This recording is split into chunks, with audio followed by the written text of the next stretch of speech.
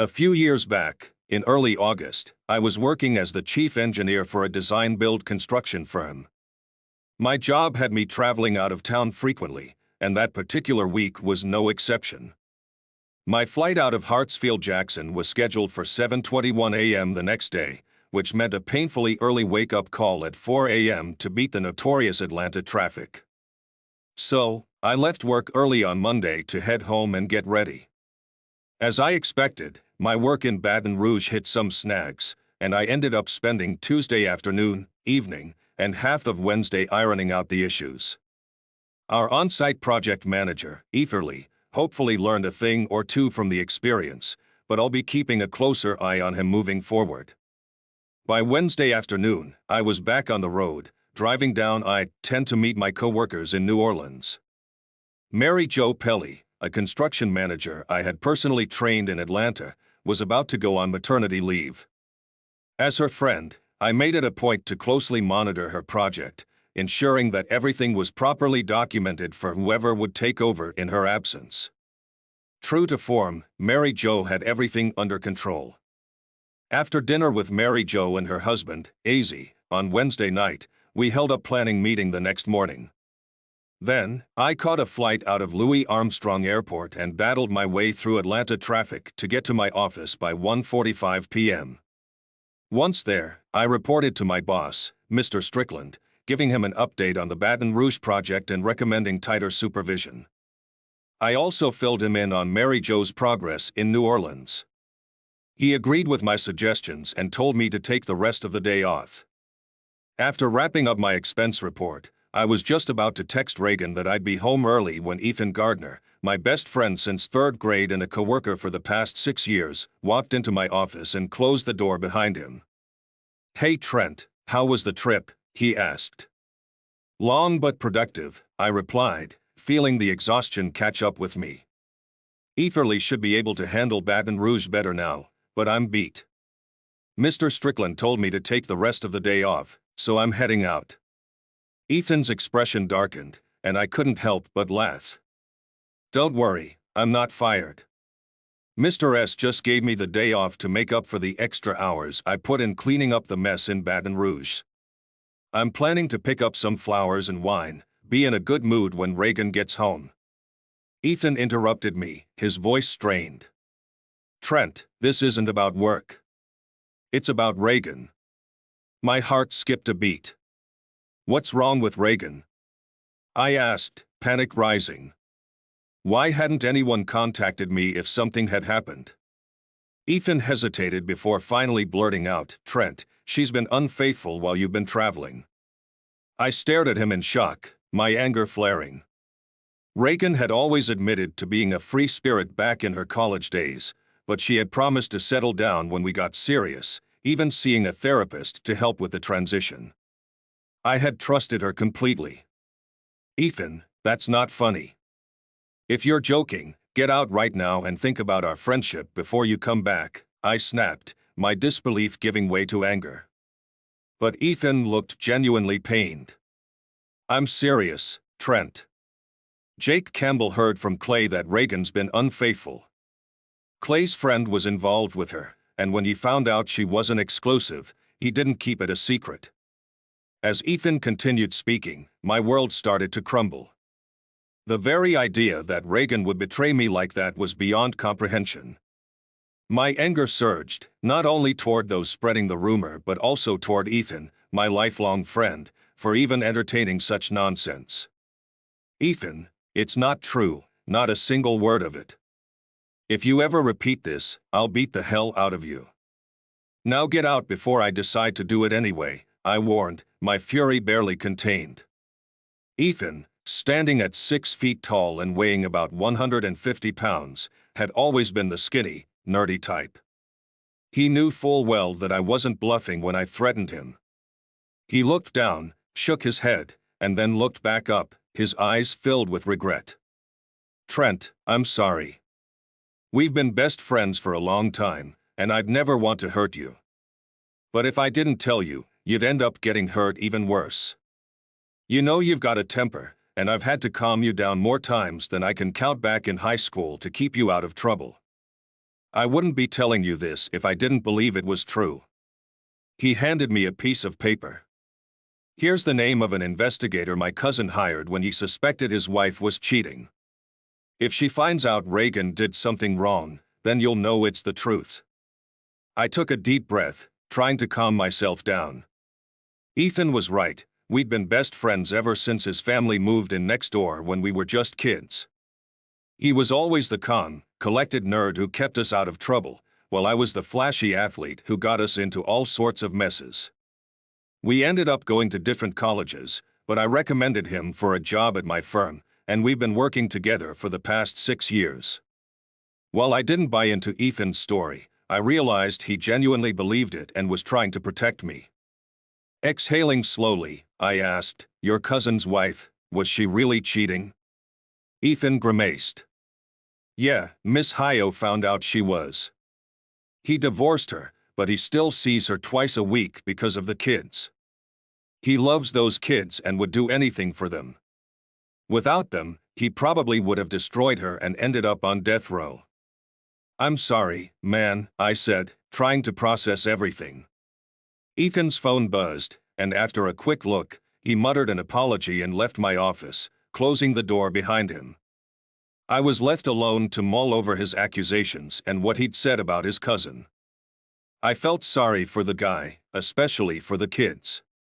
Reagan and I had been talking about expanding our family, hoping for a boy and a girl. I tried to calm myself down before packing up and heading home. As I drove, I tried to push Ethan's words out of my mind, but the seed of doubt he planted kept gnawing at me. No, I didn't believe it, not for a second. In fact, I refused to believe it. The whole thing seemed absurd, but it was also serious.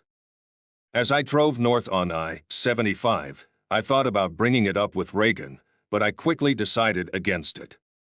There was no need to make her angry over such baseless lies, even if they did come from Ethan. After a quick stop at the grocery store, I walked into the kitchen, and Reagan threw herself into my arms. "You're home early," she exclaimed before our lips met in a long kiss, as if making up for the lost time since Tuesday morning. "I worked late the last 2 nights so I could leave early today to greet you. God, I missed you so much, Trent." I couldn't help but smirk, thinking about how beautiful and charming she was, and I quickly dismissed the nonsense Ethan's friend had spread. I knew Reagan loved me and would never cheat. By the time Reagan fell asleep, content and peaceful, Ethan's story was far from my mind. But later, as I tried to read, my thoughts kept drifting back to what Ethan had said. I knew the accusations were false, and I needed to prove it to Ethan to save our friendship. Driving to work on Friday, I made the decision to contact the private investigator Ethan had mentioned, not to prove Reagan had cheated, but to prove she hadn't. I called Donna Hightower's office and scheduled an appointment for Monday afternoon. When the day came, I arrived early, walking into her office at 10 minutes to 2. Before I married Reagan, I made sure to keep a substantial investment account solely in my name.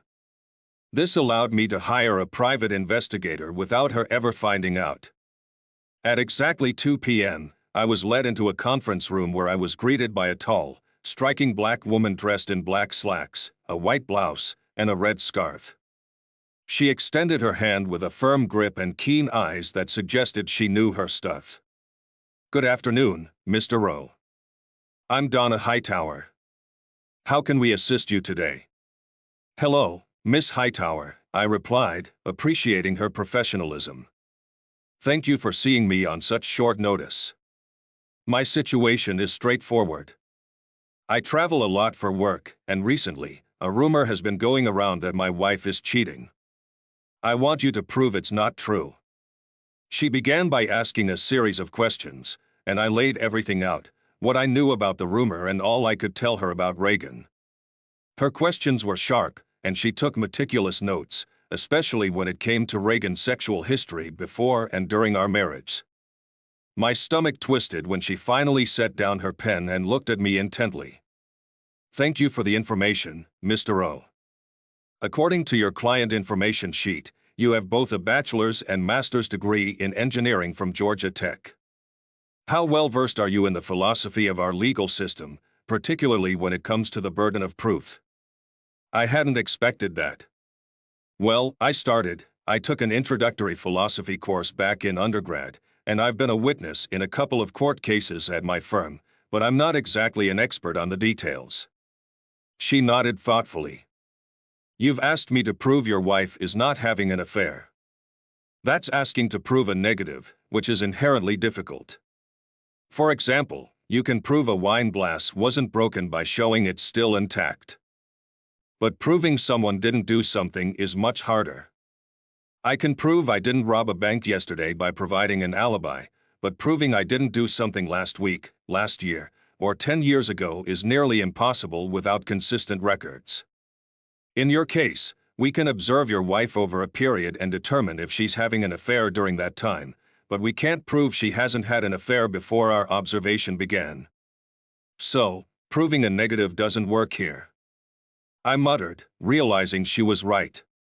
Perhaps, but if you watch her and don't find anything, we can infer her actions. We might uncover past behaviors if they exist, but we can never definitively say she's never had an affair. She looked at me with a mix of empathy and professionalism. If that approach works for you, Mr. Rowe, we'd be happy to take your case. If not, I wish you luck finding someone who can meet your request. Understanding her point, I decided to hire Hightower's private investigation service. I then spent a couple more hours with one of her investigators, answering more questions, filling out a detailed bio, and planning for various scenarios she mentioned.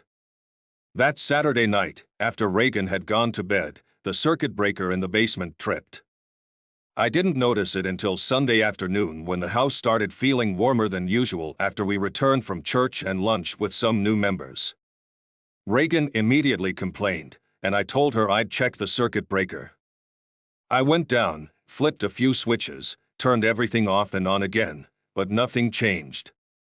I'll call the HVAC service, I said, trying to keep the frustration out of my voice. Please do, Reagan insisted, her tone sharp. It's way too hot to sleep in there tonight. I dialed our HVAC company, but after being trapped in their endless automated system, my patience wore thin, and I hung up in frustration. With a deep sigh, I reached for the business card Donna Hightower had given me. The number felt heavy in my hand, a reminder of the secret investigation I had set in motion. Hello, this is Trent Rowe, I said when the line connected. Our AC is out. Can you have someone here tomorrow at 10? The response was quick and professional, and I felt a small sense of relief as I confirmed the appointment. Just as I hung up, Reagan appeared in the doorway, her eyes catching mine. It's way too hot upstairs, she said with a playful grin. Why don't we crash in the guest room tonight? It'll be like a mini vacation. Her suggestion was so casual, so normal, that it momentarily eased the tight knot of anxiety in my chest. How could a woman who seemed to love me so much be capable of betrayal? The thought felt absurd, and yet Ethan's words still echoed in the back of my mind. Monday morning rolled around, and Reagan, ever the neat freak, insisted I strip the bed and toss the sheets in the wash before she headed out. I set up my workspace at home, pretending to focus on my job while a storm of doubts brewed inside me. At exactly 10 a.m., the HVAC guy arrived, not just any HVAC guy, but the one Donna Hightower had arranged. A man with a nondescript face but a sharp eye, he quickly got to work while I hovered nearby, trying to appear casual. After an hour, he called me over. Everything's set, he said, his tone all business. These cameras are motion activated. They stay on for 5 minutes after motion stops. They've got wide-angle lenses, so they'll discreetly capture anything within their view. They're good enough for legal purposes, though they won't give you cinematic quality. There are 3 in your bedroom, 1 in each room, and 1 covering the bathroom door. They'll catch every movement. I nodded, feeling a cold pit in my stomach as I handed over the payment for the installation and the 2 weeks' rent for the equipment. The transaction felt surreal, like I was stepping into a world I never wanted to be part of. Later that day, when I walked back into the now cool house, Reagan greeted me with her usual warmth.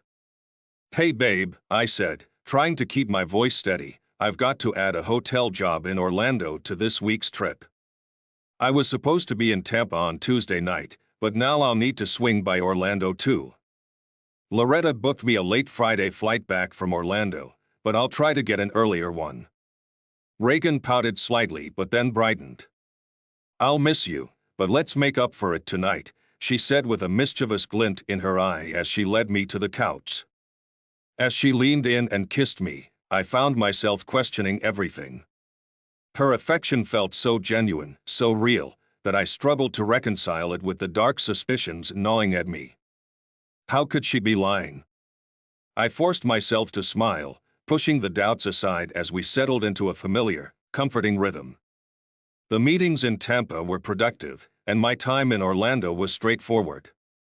Being on site kept me occupied, but whenever my mind wandered, it drifted back to the cameras hidden throughout our home, silently recording Reagan's every move.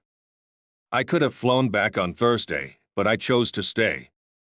The longer I was away, the more evidence Hightower's team could gather, but deep down, I was convinced it would amount to nothing. Friday finally came, and after wrapping up my work, I indulged in a bit of stress relief at one of Orlando's shooting ranges. The sharp report of gunfire and the controlled power in my hands were a welcome distraction from the turmoil brewing within me. The drive home from the airport was tedious, with heavy traffic clogging the highways, but my anticipation grew with every mile. When I finally walked through the door, Reagan greeted me with her usual exuberance, throwing herself into my arms. She could sense my weariness and quickly fetched me a cold beer. We spent the evening curled up together on the couch, finding solace in each other's presence before heading upstairs.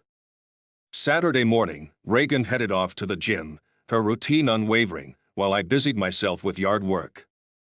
Afterward, I grabbed a cold drink and settled in to watch the Braves game, using the familiar sounds of the game to drown out the uneasy thoughts swirling in my head. When the game ended, I couldn't resist checking my personal email. Nothing. A flicker of disappointment passed through me, but I brushed it off. I checked again on Sunday while Reagan was out running errands. This time, there was a message waiting for me. With trembling hands, I opened the email, muttering a silent prayer. "Please, Lord, let this just be an update." My heart pounded as the screen loaded, and the subject line came into focus. "Dear Mr. Rowe, your order will be ready on Monday at 11 a.m. Please contact our office to arrange delivery." The sender was from Ulsan Toolworks. A wave of relief washed over me, and I quickly deleted the message, almost ashamed of how jumpy I'd become. When Reagan came home later that day, she immediately noticed something was off. "You don't look well," she said, her voice filled with concern as she leaned in for a kiss. I subtly turned my head away. "Yeah, I don't feel so good," I mumbled, trying to sound convincing. "I don't want you to catch anything. Let me give you a quick hug, then I'll lie down while you make dinner." She wrapped her arms around me, and I held her close, but my heart wasn't in it. As I rested my head against hers, I inhaled deeply, expecting the familiar scent of her perfume. Instead, I was met with something different, a floral fragrance, faint but unmistakably out of place. It gnawed at me, unsettling my thoughts. I didn't eat that night, my stomach too tied up in knots, and I was up before dawn on Monday, still obsessing over that strange scent. Maybe it was just a new perfume, I told myself. A sample she tried on a whim. By mid-morning, I found myself sitting in the waiting room of Miss Hightower's office, my mind racing with a million possibilities. She called me in just before 11 o'clock, her demeanor serious and professional. "Mr. Rowe," she began, her voice steady but with a hint of sympathy, "we've concluded our investigation ahead of schedule, and I'm afraid I have bad news." My heart sank as she slid a manila folder across the table. I hesitated for a moment, dreading what I might find, before flipping it open. The first thing I saw were photos, Reagan, in our bedroom, with another man. The shock was like a punch to the gut, but before I could fully process it, I turned the page and found more images. The man was different in these. My mind reeled. Wait a minute, I stammered, my voice cracking. This guy, he doesn't look like the first one. Miss Hightower sighed, her expression grave. It's all detailed in the report, Mr. Rowe. We've documented her with 3 different men, across 4 encounters, from Saturday to yesterday afternoon. The second encounter was even repeated, but this time, it took place at a private residence. I felt my world collapse around me.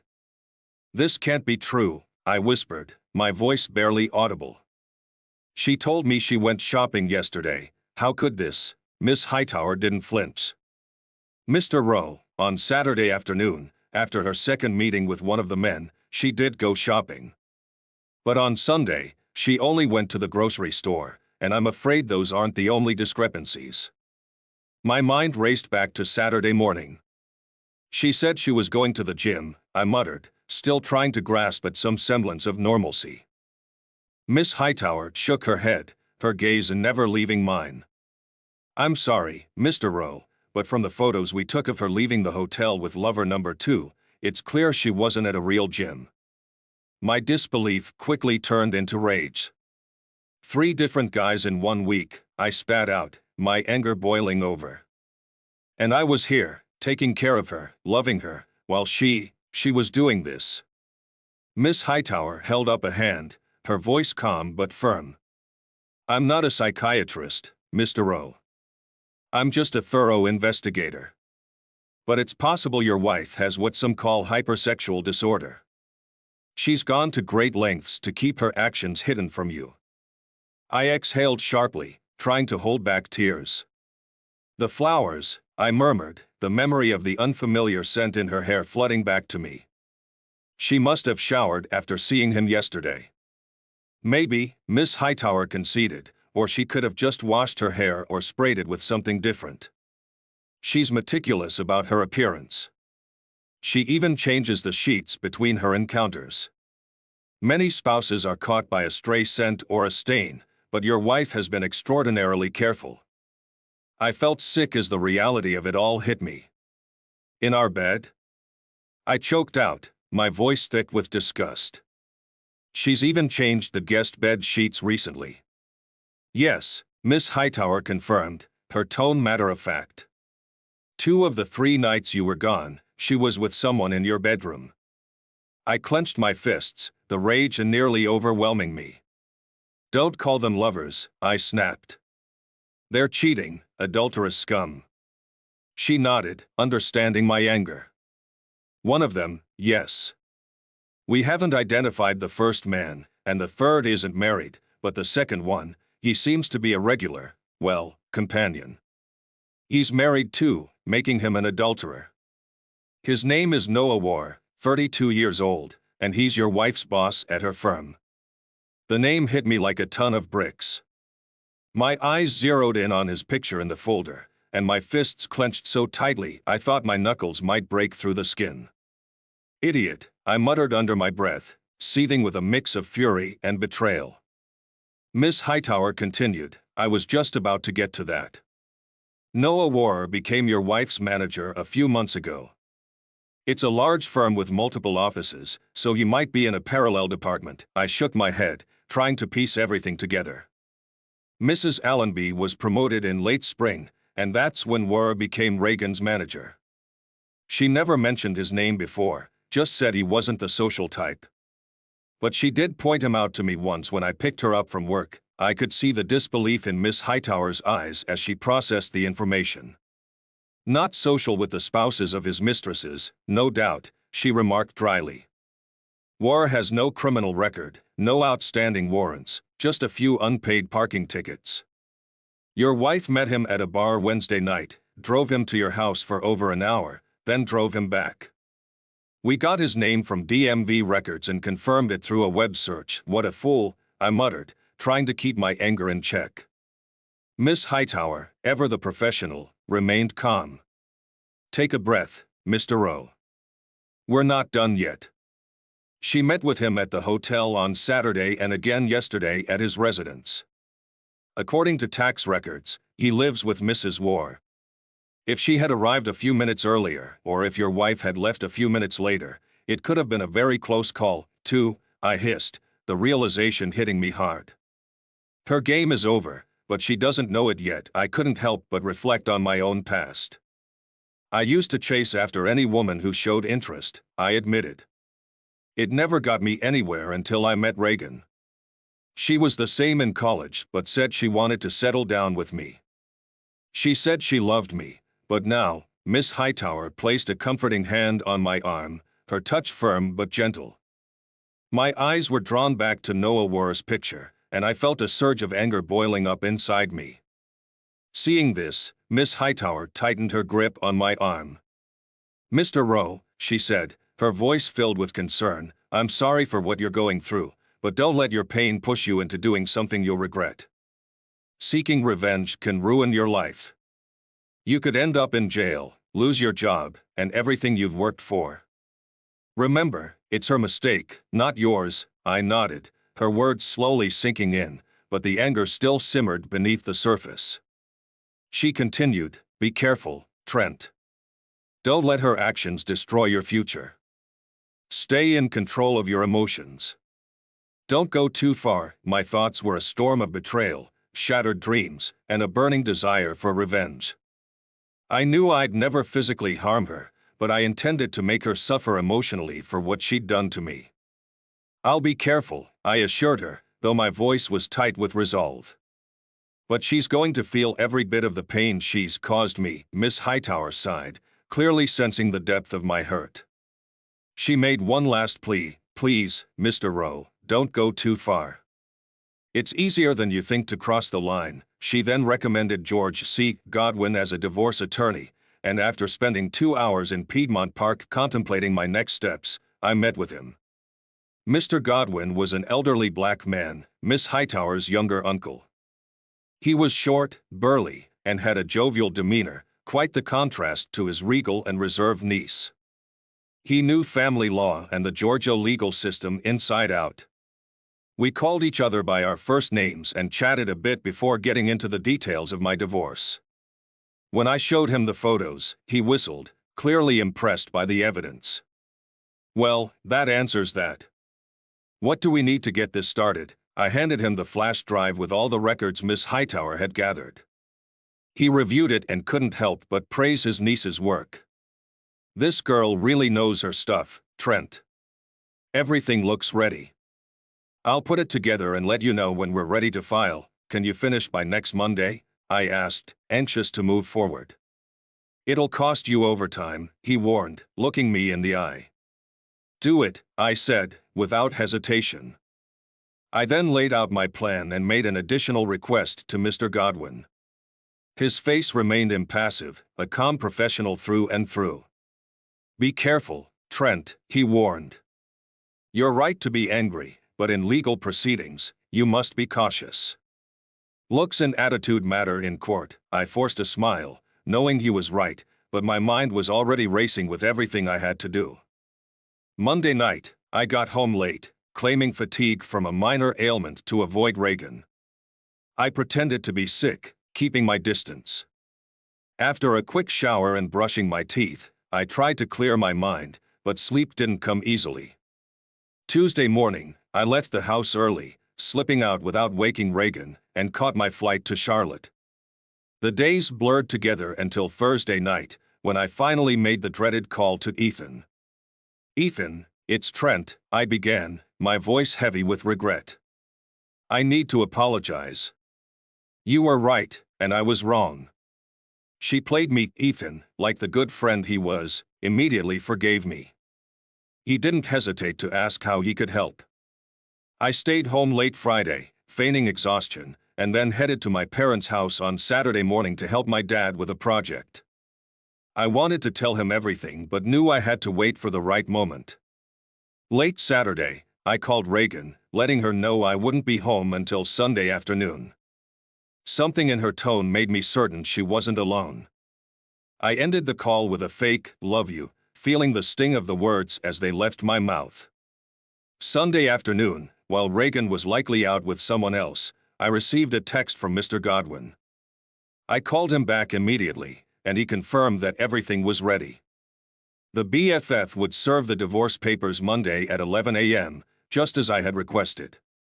I excused myself from work that day, leaving Reagan a note saying I had business to attend to.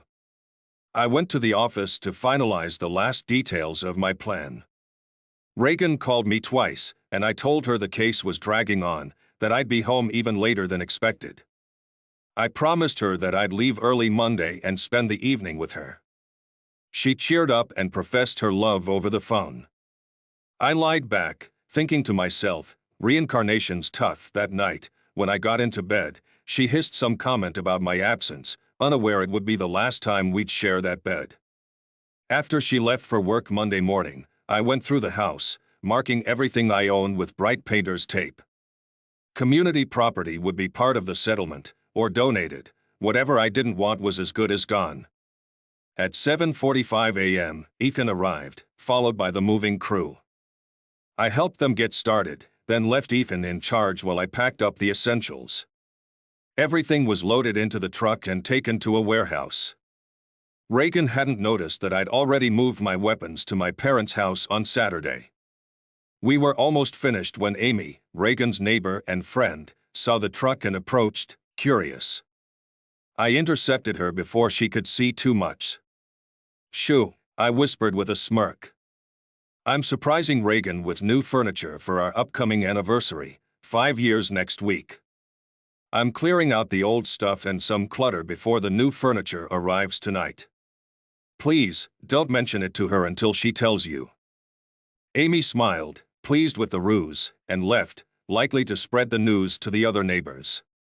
I was relieved it was already almost 11 a.m., so there wasn't much time left for anyone to figure out what was really happening. I tipped the movers generously, shook Ethan's hand, thanked him for everything, and headed to the bank. At 9 a.m., I withdrew half the money from our joint accounts in the form of a cashier's check, then deposited it into a new account I'd set up at a credit union. By 10:45 a.m., I was parked in an office building lot in Sandy Springs, laptop in hand. I'd already applied for a new credit card in my name, so I closed our joint credit card account, leaving it with a zero balance. The process took longer than I anticipated, and I was sweating under the pressure of the time crunch.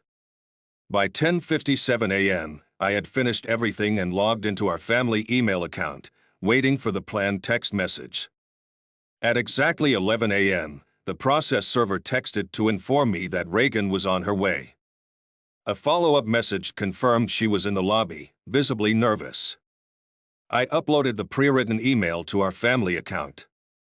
Although I wanted to send a more detailed message from Reagan's work email, I heeded Miss Hightower's and Mr. Godwin's advice about not going too far. The email to friends and family explained that I had filed for divorce and included 3 photos of Reagan with Noah. The photos were cropped and blurred to avoid explicit content but were clear enough to illustrate the affair. The message was not sent to Reagan or Noah. I hit send, ensured it was delivered, and logged out. At 11:03 a.m., my phone rang. It was Reagan. "Trent, what the hell is this? A divorce? Why? I thought we were happy. Did you find someone else?" I laughed at her hysteria. "You thought we were happy? I did too, until I found out what you were doing. Look on the back of the envelope, my lawyer included details there." I heard her swearing and yelling, making promises of love as if it were our wedding day 5 years ago. "Crap," she shouted. "Trent, it's not what it looks like. Let me explain." "No, Reagan," I said firmly. "We're done. My attorney's contact information is in the packet. Contact him if you need anything." I hung up as her yelling continued. She called back, but I sent the call to voicemail. Her messages were filled with denials and lies, which I deleted without listening. I blocked her number immediately after. Next, I called my father-in-law, Bob. Since Bob and I were friends as well as in-laws, I decided not to send a message but to explain directly. "Hi Bob, This is Trent. I hate to call you at work, but this is urgent, and you need to hear it firsthand. The situation has just exploded. I heard him gulp. What's going on, son? Bob, I'm sorry to say this, but Reagan has failed to honor our marriage vows. She's relapsed, and it's serious. Just 2 weeks ago, while I was out of town, she went off the rails. I have locations, dates, times, pictures, and videos. This has been devastating for me. I hate having to tell you this over the phone, but you need to know. I'm not doing this by choice, but I can't trust her anymore. The papers were filed this morning, and she's already received them. Bob's voice was filled with disbelief. No, I can't believe it. She promised me she was past this. She promised all of us, I replied. But her promises weren't enough. If she had stayed true, I would have loved her forever. But now it's too late. The love I had for her is gone. I still care for you and Chess, which is why I'm telling you directly. Bob expressed deep regret for his daughter's actions. We ended the call with a sense of mutual sorrow. I then called Chess, but the call went to voicemail. Assuming Bob had likely informed her already, I left a brief message. It was now 11:16 a.m., and I moved on to the next part of my plan, a part one had doubts about. I feared that if I went through with it, I might end up hurting someone who didn't deserve it. But if I didn't take this step, the hurt could be even worse. I put on sunglasses, a baseball cap, and a lanyard with a fake delivery company ID. Ethan was instructed to answer calls between 11 o'clock and 11:30 a.m. as sunshine process serving. I chewed gum and walked into the building, heading straight for the security desk. Hi, I'm T.C. Rowe from Sunshine Couriers and Process Serving. I have a special package for Mrs. Melissa Walliver, I said, trying to sound as professional as possible. The guard frowned. Such packages usually go to the receiving center. I quickly added, the courts require a photo ID and personal signature. It's best done quietly, or I'll have to track her down and cause more trouble. The guard hesitated. Wait. What exactly do you need? I just need to meet her in the lobby, get her signature, and leave. No hassle, I replied. He nodded. Go upstairs, but you need a visitor's pass. I'll hold on to your ID while you're up there. I agreed, handing him my driver's license. He reluctantly took it and gave me the visitor's pass, instructing me to return the badge to get my ID back. I nodded and headed to the third floor. At the front desk, I repeated my story. The receptionist summoned Mrs. Walliver, and I discarded the gum and stashed my cap in the bag, shedding my disguise. Melissa Walliver, who appeared to be in her late 20s or 30s with tan skin, dark brown hair, and dreamy brown eyes, had a concerned look as the receptionist pointed her out. She hesitated before approaching me. Jan said you had something for me to sign, she asked hesitantly.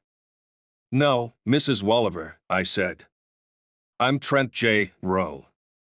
You don't need to sign anything, but I need to give you this because it concerns you.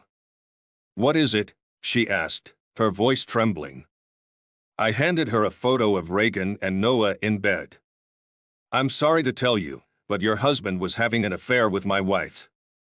I continued, the envelope contains documents proving everything.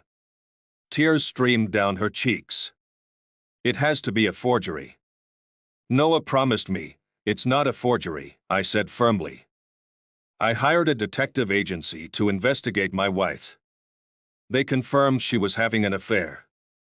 The documents in the envelope prove it legally and without edits. Melissa looked at me, heartbroken. He said the first time was a mistake and wouldn't happen again. Why? I don't know, I admitted. But this time, it was planned and happened multiple times. The envelope contains details of 3 meetings in 5 days. She clutched my shirt, shaking her head.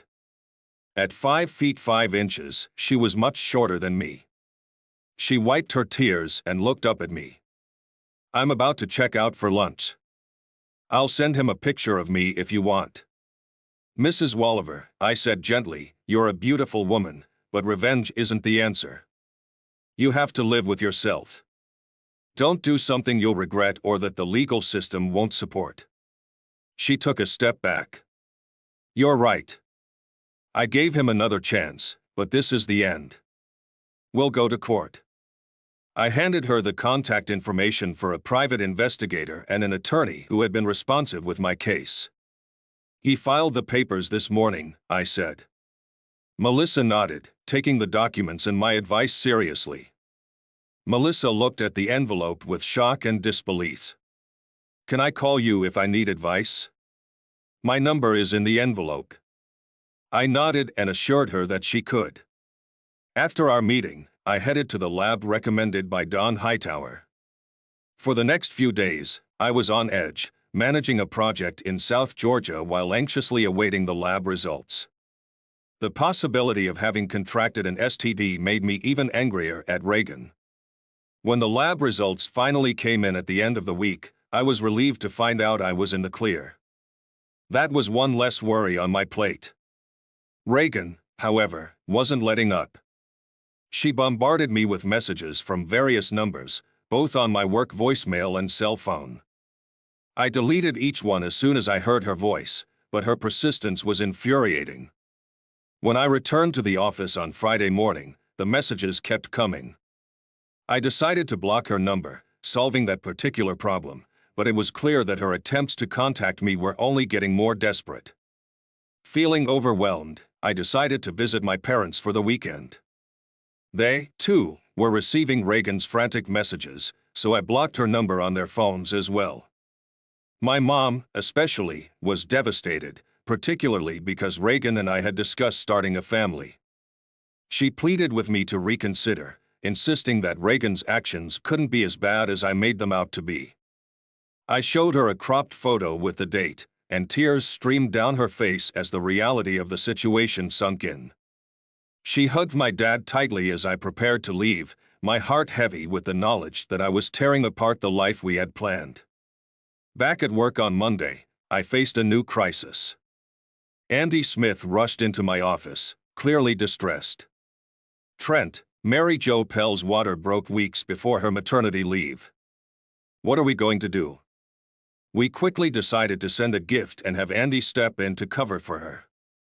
He was frustrated about having to finish his current project early, but Mr. Strickland insisted he was the best candidate. Andy's panic was palpable. His project was still a month from completion. After reviewing the schedules, Andy and I proposed an alternative. I would take over the New Orleans job in his place, handling major issues on other projects, including Baton Rouge. Later that day, we received the news that Mary Jo and her twins were doing well. I headed to New Orleans, feeling a sense of relief as I distanced myself from the chaos of my personal life. By the time I reached the hotel, it was late, and I managed only a few hours of sleep before heading to the job site. The morning was spent meeting subcontractors and reviewing plans, all of which were as expected. I left early to visit Mary Jo in the hospital. When I arrived, she had already received the flowers I had sent, so I brought her a thank you gift and a certificate for her children, who were in the neonatal intensive care unit. Although I couldn't see the babies in person, I watched them on the monitor as Mary Jo and Azzy looked on with pride. While I was happy for them, the thought of never having my own children still weighed heavily on me. I threw myself into the project, determined to make it my focus for the next few days. On Friday, I took the construction office staff out for drinks in the French Quarter to unwind. Later that day, George Godwin called to check on the divorce proceedings. He was struggling with Reagan's relentless calls in Atlanta, each one more frantic than the last. "Are you sure you don't want to talk to her?" he asked, his tone reflecting concern.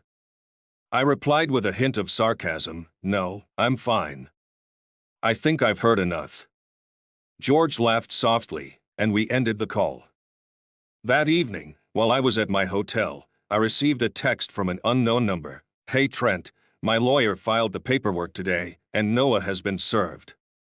When I saw the message from Melissa, I knew I should respond, though it was late. I quickly texted back, and within moments, my phone rang. "Hey, Trent," Melissa's voice was tired but grateful. "Thanks for talking to me.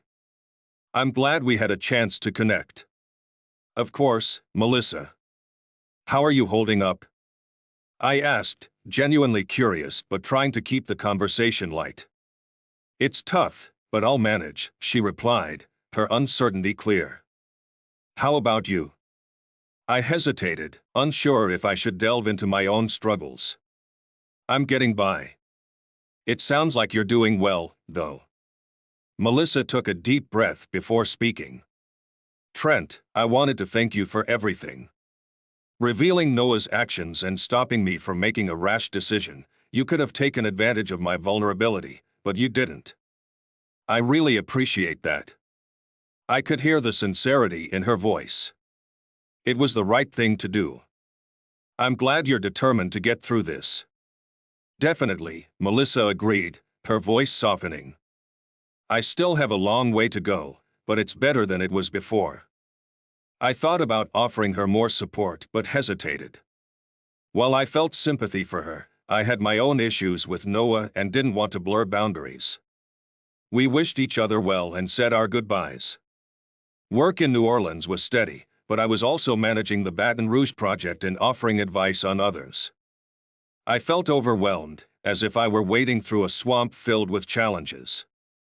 Then, a few weeks later, George called with an update that stirred my anger. "Trent, Mrs. Rose's lawyer wants to set up a consultation with you in Atlanta. They want a few face-to-face sessions." My frustration boiled over at their tactics. "What do you suggest? Should we present the evidence of her infidelity now?" George advised, "If we present it now, it will go to her lawyer, and Judge Johnson might cancel the request. You need to warn him first." A week later, Reagan's request for counseling was denied. Judge Johnson had suggested she seek help for her carnal dependence, which was a small victory in this drawn-out process. For months, while Reagan and her attorney battled George in court, I kept a low profile. I hoped she hadn't hired anyone to track me down. I also updated my will and life insurance through George, ensuring that Reagan wouldn't receive a cent if something happened to me. Once Mary Jo and Azzy's twins were released from the hospital, I made sure to visit them for dinner and offered to babysit. One evening, the twins cried loudly after their parents left, making me wish for the simplicity of one child at a time, if I ever had children. Melissa continued to reach out, seeking support and courage. I was careful not to cross any boundaries that might be seen as romantic or inappropriate. When things started to improve for her, her messages became less frequent, which was a relief. As Mary Jo's maternity leave came to an end, I arranged for a realtor to find me a new house using funds from before my marriage to Reagan. I bought a place in Dunwoody a few weeks before MJ returned to work. After nearly 3 months in extended stay housing, I was eager for a permanent home and to retrieve my belongings from storage. Mary Jo planned to be a stay-at-home mom for a while, as AZ had secured a position at Loyola. This development wasn't surprising, and MJ asked me to consider her for future New Orleans projects, which I agreed to. Returning to Atlanta meant leaving behind my unofficial godchildren, MJ and AZ's kids, whom I had babysat frequently. I would miss watching them grow up, a poignant reminder of the family I'd once hoped to have with Reagan. Finally, the divorce dragged on, but George Godwin assured me that Judge Johnson was growing impatient with the delays. The end was drawing near. I had moved into my new house, unpacked my belongings, and began settling in. During this time, I met a few new neighbors, including a kind-hearted divorced woman named Noelle. She brought over some brownies as a welcome gesture, but I declined her dinner invitation, explaining that I couldn't date until my divorce was finalized. Ethan, who still struggled to grasp the intricacies of the Georgia court system, asked me one day, "When are you going to start dating again?" "When the judge finalizes my divorce," I replied. I don't want anything to interfere with the settlement with Reagan. Ethan's curiosity got the better of him. So, how's that evil cow doing? I sighed. I don't know, and frankly, I'm not interested. She'll get what's coming to her. You know, you still owe her a big one, Ethan said, reminding me of the past. I know, I nodded. She'll get it when the time comes. Judge Johnson had finally had enough of Reagan's stalling tactics and scheduled a final hearing for early April. I arrived a few minutes early, and as I waited, I saw Reagan approaching. Her face was a mask of anger and frustration. "Trent," she said, her voice trembling with emotion, "it wasn't supposed to be like this." "I know, Reagan," I responded, trying to keep my composure. "But you couldn't keep your vows." "You were gone so much," she countered, tears streaming down her face. "You knew how often I'd be alone when you agreed to marry me. I made up for it each time, except for that last trip when you cheated with your boss and others after I returned." Her anger flared, and she began to cry. "But I had needs," she shouted. "Several people were watching us." I tried to remain calm. "We talked about this before we married. You promised your wandering days were over, but you failed. Get over it and move on. If you can't, find another therapist." Reagan recoiled at my words, her face contorting with pain and anger as more people observed. I turned and walked away, seeing George approaching. Reagan called out, "Please." But George and I proceeded into the courtroom. The judge wanted us both present for the final signing to prevent any further delays. Reagan had one last angry outburst, but the judge silenced her with a firm order. He delivered his ruling, and with the bang of his gavel, our 5-year marriage was officially over. I thanked George for his support and headed out. Reagan's pleas and shouting faded behind me as I ignored her. The next day, George applied for a restraining order, which Judge Johnson granted. With the restraining order in place, Reagan was required to stay away from me. If she violated it, she might face a brief stay in jail. She was smart enough to disappear from my life shortly thereafter. The following weekend, I decided to start dating again. I set up a postponed date with Noelle. Although she was pleasant, we had little in common beyond our mutual experiences of a long dry spell. After driving her home, she invited me in, and moments later, we found ourselves in her bedroom. After our second time together, both of us grinned, and Noelle snuggled up to me. "We can do this again if you want," she said, confirming that she wasn't looking for anything long-term. I appreciated her honesty and thanked her before heading home. Noelle and I stayed in touch as casual friends, but we didn't meet again. The next weekend, I dated another woman, and during a business trip to Birmingham, I had a date with someone new there as well. Despite these encounters, I felt a growing sense of devastation. I realized I was no closer to finding the right woman, a friend, lover, and lifelong companion to start a family with. Over the next 2 months, my hope for lasting happiness began to wane, though I still enjoyed the short-term pleasures. During Independence Day weekend, I visited my parents and spent time with my sister, her husband, and their 4 children, which reminded me of the family I had once dreamed of having. Mom, knowing me better than I realized, made a pointed remark one afternoon. "You know," she said with a knowing look, "if you don't change something soon, your dad and I might never see any grandchildren." "I know, Mom," I replied, a bit defensive. "I bought a house, and I'm fixing it up." "A house isn't a home yet," she continued gently. "A man and a good woman can make it one. You need to find a good woman." "I know, Mom," I assured her. "I'll find her. Just give me time." She teased, "If we give you more time, your father and I might be gone before we ever meet our grandchildren." Her words struck a chord, making me ponder deeply. It was clear she wasn't just talking about finding someone to share my life with, she was highlighting the urgency of change. One evening in late July, as I was finishing up some work around the house, I received a text from Melissa Wolver. "Hi Trent, it's Melissa Wolver. Can you talk sometime when you have a minute?" I was surprised to hear from her after all this time. I finished cleaning the paint sprayer and replied, asking her to call when she could. A few minutes later, my phone rang. "Hey Trent," Melissa's voice came through. "Thanks for talking to me." "No problem, Melissa. How are you doing?" I asked. "We haven't talked in a while, and I wasn't sure if you wanted to, after everything that happened." I could almost hear her smile through the phone.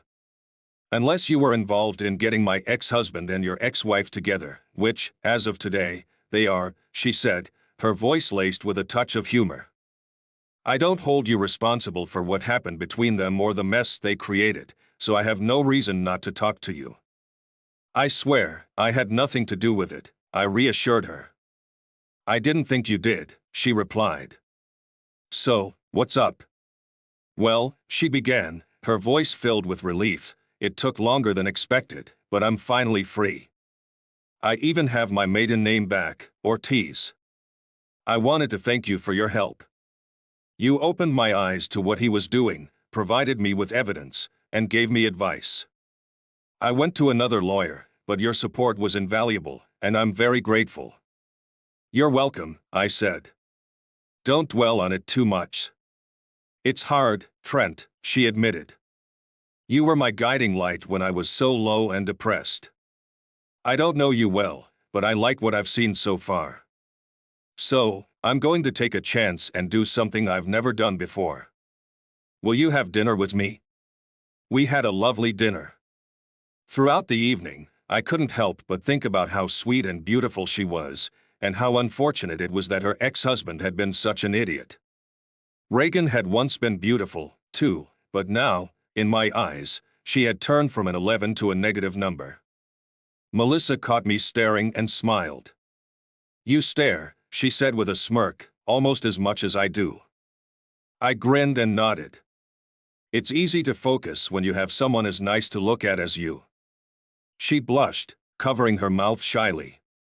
"Do you want to get out of here and maybe come back to my place?" "I think I'd like that," I whispered back, feeling a spark of excitement. As we drove to her house, she reached into her purse and pulled out her cell phone. "Pull into the garage," she instructed. "The door's open." That night, we stayed in bed, only getting up for water and bathroom breaks. Fortunately, it was Saturday, so I didn't have to worry about work. I felt an unexpected sense of contentment and relief, as if I could stay with her forever. After our morning date, Melissa fell asleep, and I found myself reflecting on the night. I headed to the bathroom, where the morning light streamed through the open curtain, giving me my first real look at her bedroom. I felt a renewed sense of hope, mixed with the comforting thought that maybe, just maybe, I was on the right path to finding the happiness I'd been searching for. Our clothes were strewn about the room, a disorganized memento of the night we'd shared. The double bed, so familiar from our passionate evening, now looked chaotic with pillows scattered on the floor. The TV was perched on a stand angled for bedtime viewing, but it was Melissa's dresser that truly caught my eye.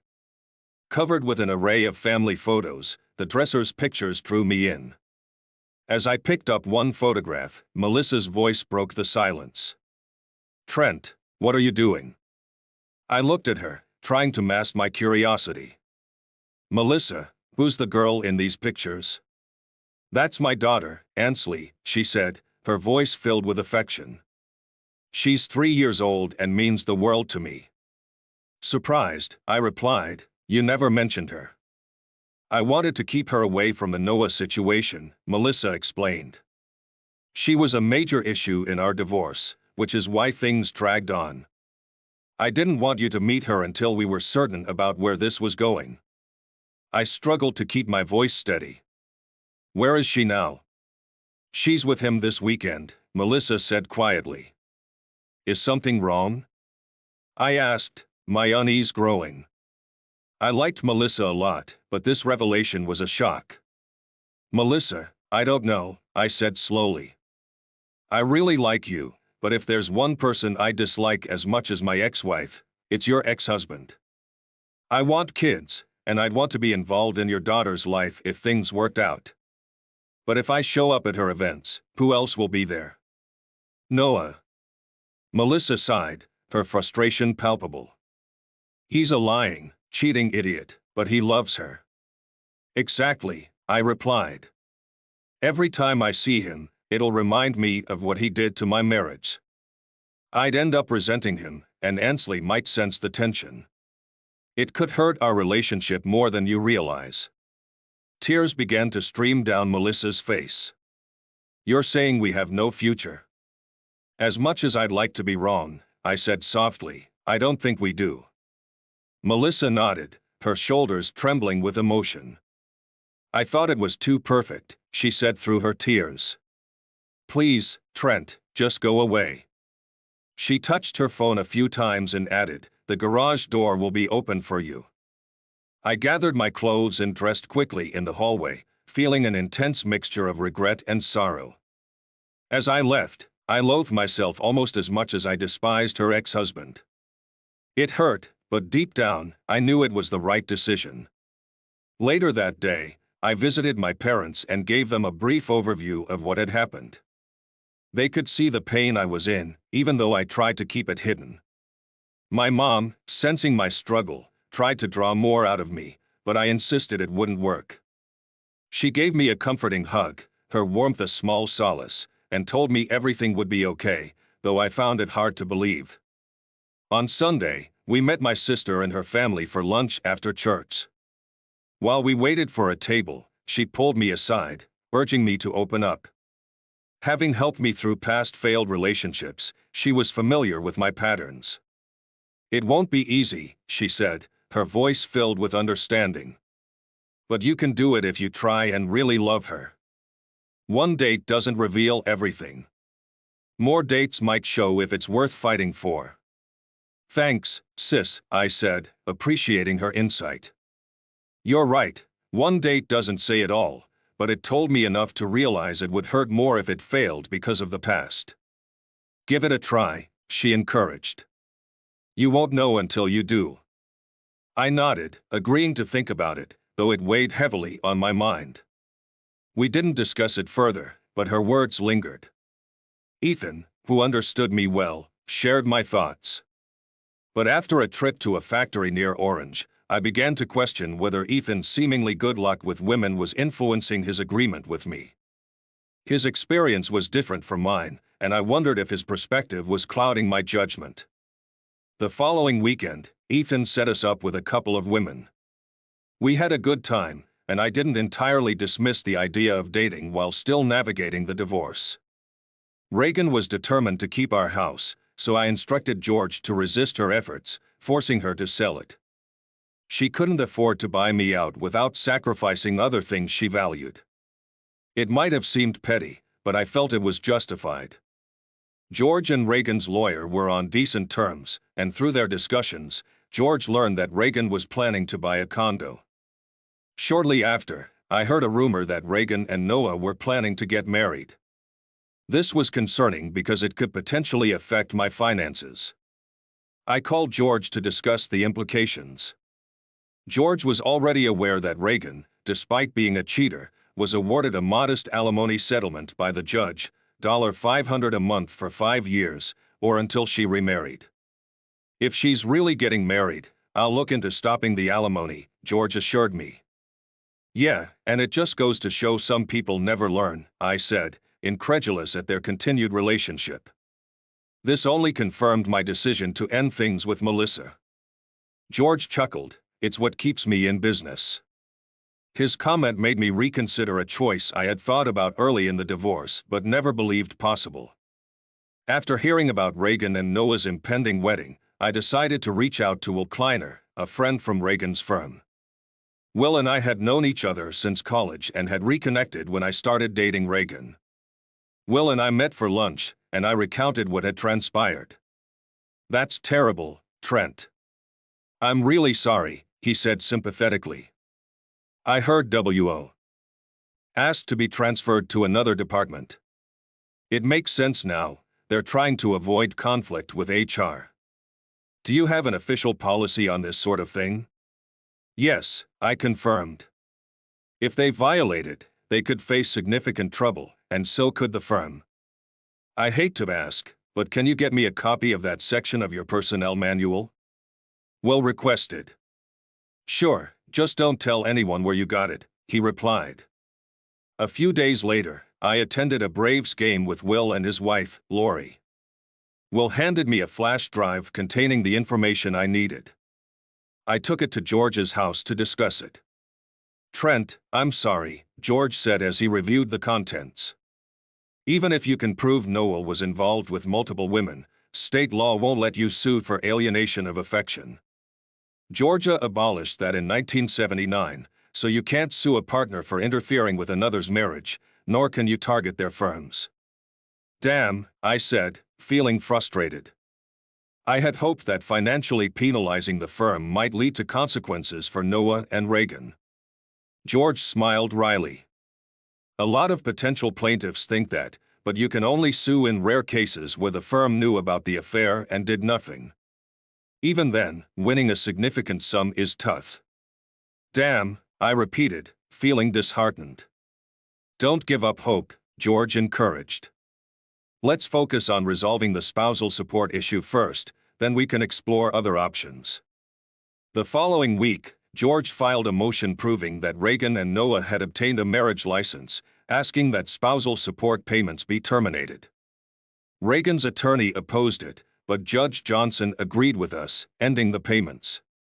When I brought up the second issue, George advised patience. I suggested waiting because newlyweds need time to settle in. Noah will be cautious at first, but once the excitement fades, he'll likely revert to his old habits.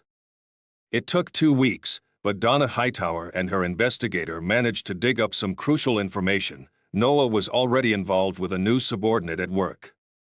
George quickly put together a comprehensive package of this evidence and handed it off to a lawyer friend for discreet delivery. We want to make sure this stays under wraps, George cautioned. If it gets traced back to you and Noah loses his job, Reagan might try to reinstate the spousal support. She won't hear it from me, and Noah's unlikely to spill the beans.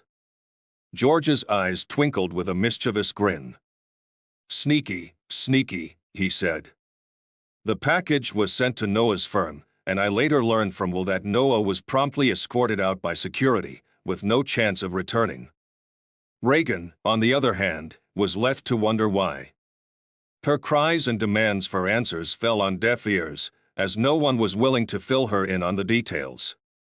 Take that, idiot, I muttered, a sense of grim satisfaction washing over me.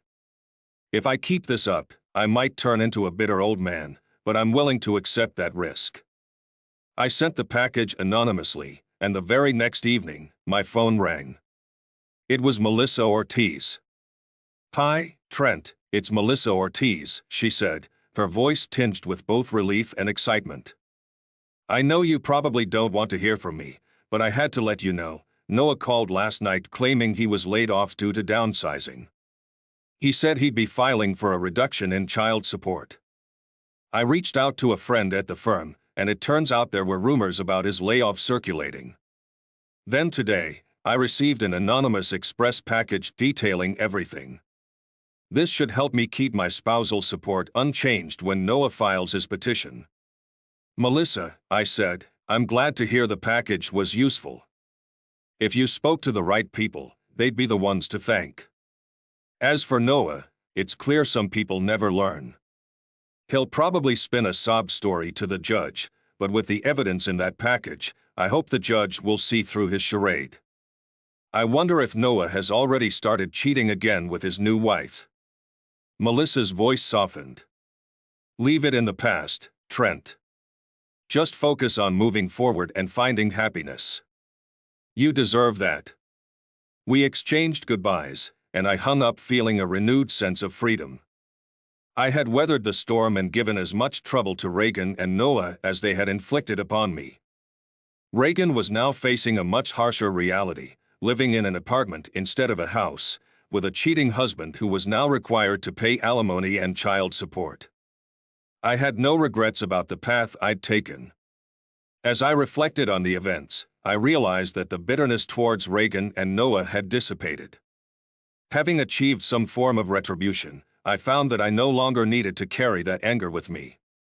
It was liberating, but only a partial freedom. Despite all the women I had dated and spent time with, none of them seemed to matter much. Melissa was still in my thoughts, lingering like a ghost from my past. Until I could look back at the situation with Reagan and Noah with a sense of detachment and even amusement, I wouldn't truly be free. Determined to make things right, I picked up the phone, found Melissa's number from the day she received the package, and dialed her. "Hi, Melissa, this is Trent J. Rowe. Can we talk?" Melissa's voice was hesitant but curious. "Trent, you helped me out when you didn't have to. What's on your mind?" "I've been reflecting a lot," I began. "Something came to me tonight. If it's not too late, I'd really like to talk to you and see if there's a chance to make a difference." There was a pause on the line. I thought I could hear her taking a deep breath, so I continued. "Even though I told you to let go of the past, I realized that I haven't fully let go myself. I want to apologize for that and ask if there's a chance for us to work things out." She didn't interrupt, and I could practically hear Melissa nodding in agreement. To my immense relief, she wasn't seeing anyone else. To my surprise, she agreed to give us another chance. We planned another first date for the following weekend, determined not to rush things but to let everything unfold naturally. The evening was perfect. Melissa invited me in, and we shared a bottle of wine on the couch, our conversation flowing effortlessly until late into the night. As the clock approached 11, I found myself carrying her upstairs.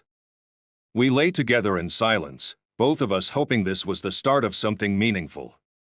Over the next few months, we faced some challenges, as all couples do. But through it all, we discovered that we were in agreement on the most important things, and the little disagreements didn't seem to matter as much. After our second date, I found myself liking her more and more, eventually admitting to myself that my feelings went beyond mere affection. Melissa felt the same way. We began to envision a future together, and not long after, we were planning our wedding. A little over a year after we decided to give our relationship another shot, we tied the knot. Ansley, Melissa's daughter, was our flower girl. The ceremony was intimate and filled with love, and when Melissa and I exchanged our vows, we meant every word. Since then, we've crossed paths with Noah a few times. I had feared the worst, but the encounters were not as difficult as I had anticipated. The first time we met, Noah made a snide remark about taking seconds from the buffet at a mutual event. I leaned in close, making sure only he could hear me. "Noah," I said softly, "thanks for taking Reagan off my hands. If you think she'll be loyal to you, you're even stupider than I thought. And thank you for making it possible for me to be with Melissa, the real woman you couldn't keep. I got the best part of the deal." Noah nearly choked and clenched his fists, realizing that I had the upper hand and could have easily escalated the situation. Instead, he turned to his young daughter, whispered something in her ear, kissed her goodnight, and left us in peace. Months later, Noah told Melissa he was divorcing Reagan. He admitted that my words had rung true. When Noah began to suggest something to Melissa, she cut him off, saying, "Too bad you didn't realize it sooner, Noah. Don't ever mention it again." Since then, Noah has remained silent, but I often catch a glimpse of regret in his eyes whenever he sees us together. I always respond with a smile, savoring the moment. Ansley is now 6 years old and staying with Grandma and Grandpa Ortiz. Melissa and I are in the delivery room, holding hands. Melissa squeezes my hand tightly as the doctor gives the final orders. With one last push, Melissa leans back, and I kiss her forehead tenderly. The doctor and nurse work diligently as the midwife looks up and says, "Mr. and Mrs. J. Rowe, congratulations. You have a beautiful baby boy." In that precious moment, as I gazed at our newborn son, I realized that all the trials and tribulations had been worth it. Every struggle, every setback had led to this joyous occasion. I wouldn't change a thing.